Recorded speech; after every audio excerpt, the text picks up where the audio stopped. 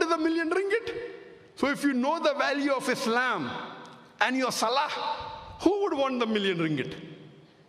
And believe me, on average in Bombay, I used to spend 17 hours a day in my office. Our office used to work 24 hours a day. 24 hours a day. I used to spend about 17 hours a day. During the holidays, maybe 2 days a month, I used to do personal business. Maybe less than 3 weeks a year. Profit? Millions of dollars. Barakah. So why should I ask for money for giving lecture? Allah is giving it directly. Millions of dollars multiplied by 4 in ringgit. For working hardly 2-3 weeks a year. You invest and Allah gives you. The best investment is with Allah. I'm telling you this not to show off, to tell you that this person standing in front of you was a stammerer, couldn't have dreamt of speaking in front of 25 people. Hadha min fazli Rabbi, by the niyama of Allah. MashaAllah, Facebook, 17.4 million. You know, this doesn't carry any value. But if you're looking at worldly things, most of the Muslims think daim is miskin. Here you have an example in front of you because of the grace of Allah standing in front of you. MashaAllah. Followers are millions, even enemies are large, MashaAllah. So much so that today, most of the countries are after me, majority. You know, in India, about 2 years and 4 months back, in November 2016, they banned the organization. I'll come to my organization afterwards. And the present Prime Minister, the Narendra Modi, I would like to thank him. He's the Prime Minister now. Elections are going on. After 1.5 months, whether he remains or not, Allahu Alam. Allahu Alam. Maybe, may not be, I don't know. But presently, he's the Prime Minister. The government is so much against me, they spend tens of millions of dollars to propagate against me on the television channels, in the newspaper, that Zakir is a terrorist. He's promoting terrorism. And you could not find hate speech. Then they say money laundering. And so many years, I'm giving everything clearly to the income tax. This is what I earn. I'm an NRI, non-resident Indian from Dubai. No questions asked. Now when the government is against me, now they're saying money laundering. They're laying allegations. They're laying allegations, public fund, misuse. Get me one person, not to one person, with a receipt who has given any money to the organization, and that was not used for the activity. But why do I thank Modi? Why?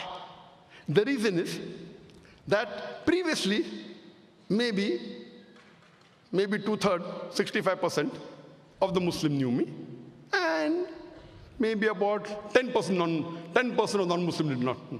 10% non-Muslim knew me. Now, after spending millions of dollars in propaganda against me through television channels for his vote bank, today, mashallah, more than 90% of the Muslims in India know me, and more than 2/3 of the non-Muslims know me. Previously, maybe 15% of Indians knew me. Now, more than 2/3 know me, alhamdulillah. Those who had seen my lectures before, what are they doing? They are doing du'as for me. May Allah save this da'i of Islam. May Allah give them Zakir. Those who don't know me, have not seen my lecture, they get influenced by the media and they're cursing me. Now, when someone curses you wrongly, our beloved Prophet said, it benefits you. If someone curses you wrongly, on the day of judgment, what will happen? I will get his good deeds. If his good deeds are over, my bad deeds will go to him. Prophet. So I'm thanking Modi. Now there are millions of people doing dua for me. MashaAllah. Those who knew me. There are bigger number of people who are cursing me. Both ways I'm benefiting. Hadha min fazli Rabbi. what we realize that as da'is of Allah subhanahu wa ta'ala, we have to follow Quran and Sunnah. We have to strive and leave the results to Allah subhanahu wa ta'ala. It is Allah subhanahu wa ta'ala who will save you. And if anything happens, we are happy with Allah subhanahu wa ta'ala. What we know, that the fourth caliph, the second caliph of Islam, Hazrat Umar, may Allah be pleased with him. If you read the Fadail al-Sahaba by Imam Ahmad, hadith number 1280, he asked the Sahabas, what would you pray to Allah subhanahu wa ta'ala to fill this room up so that you could spend it in the way of Allah? So one Sahaba says, I will pray to Allah to let this room be filled up with gold so that I could spend in the way of Allah. So Hazrat Umar radiallahu anhu, he says, ask for something better. So another Sahaba says, I will pray to Allah to let this room be filled up with rubies and jewels and diamonds so that I could spend it in the way of Allah. Umar radiallahu anhu says, ask for something better. So the Sahaba says, Ya Amirul Mu'mineen, O leader of the believers, you tell what is better. So he replies, I will pray to Allah subhanahu wa ta'ala to let this room be filled up with Abu Ubaidah bin Jarrah, Muad bin Jabal, Hudayfa bin Yaman, the great da'is, so that I could send them to spread the message of Allah. See the hikmah of Umar radiallahu anhu. He doesn't ask for gold. He doesn't ask for diamonds and jewels. He asks for manpower, professionals.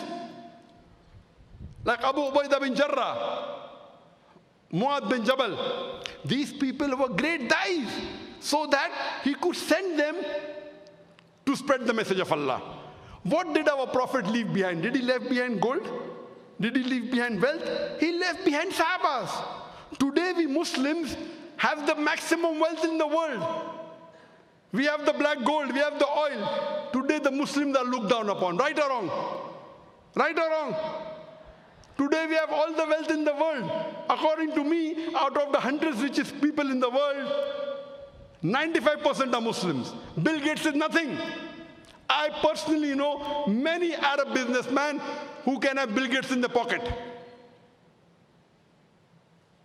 It's only in the Forbes list, Bill Gates, now it is Jeff Bezos. There are many Muslims, multiple times richer than Bill Gates and Jeff Bezos. We have the money, but today we Muslims are looked down upon. Why? At that time, the Sahabas were there.